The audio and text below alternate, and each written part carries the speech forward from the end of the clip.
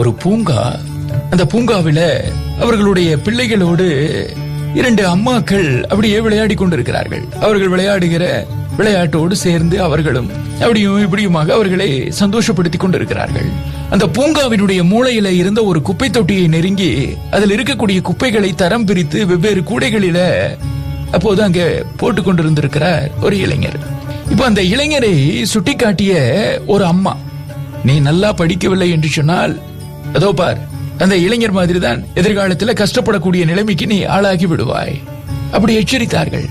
அதே இடத்துல இருந்த இன்னொரு அம்மா தன் பிள்ளையிடம் அந்த இளைஞரை காட்டி, நீ நன்றாக படித்து முன்னுக்கு வந்ததும் இந்த மாதிரி கஷ்டப்படக்கூடிய பலருக்கும் நல்ல வாழ்க்கையை அமைத்து கொடுக்க வேண்டும், செய்வாயா என்ன, இப்படி சொல்லிக் கொடுத்தார்கள்.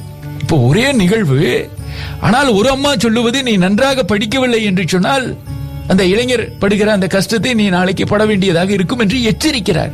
ஆனால் இன்னொரு அம்மா அதே இளைஞரை காட்டி, நீ நன்றாக படித்து முன்னுக்கு வந்ததும் இந்த மாதிரி கஷ்டப்படக்கூடிய பலருக்கும் நீ உதவி செய்ய வேண்டும். ஒரே காட்சி. ஆனால் அதை பார்க்கிற அந்த இரண்டாவது அம்மா எவ்வளவு வித்தியாசமாக அதை அணுகி இருக்கிறார் பாருங்கள். இப்படி ஒரு மோசமான அந்த காட்சியை வைத்தும் கூட தன்னுடைய குழந்தைக்கு ஒரு நேர்மறையான ஒரு லட்சியத்தை அங்கே அவரால் விதிக்க முடிகிறது. இதைத்தான் மாற்றி யோசி என்று சொல்லுகிறார்கள். பள்ளி ஆகட்டும், கல்லூரி ஆகட்டும், பணிபுரியக்கூடிய இடமாகட்டும், தொழில் நிறுவனங்களாகட்டும், குடும்பமாகட்டும், எல்லா இடங்களிலுமே நம்மிடம் இருக்க வேண்டிய உணர்வு, பச்சாதாபம், அவரின் நிலையில் நாம் இருந்தால் எப்படி நினைப்போம் அல்லது செயல்படுவோம் என்று அடுத்தவர்களினுடைய கண்களால் பார்க்கக்கூடிய அந்த உணர்வு நமக்கு வேண்டும். அந்த உணர்வை நாம் பழக வேண்டும். குழந்தைகளுக்கு அதை கற்றுத்தர வேண்டும். இதுதான் நல்ல எதிர்காலத்தை அமைத்து தரும்.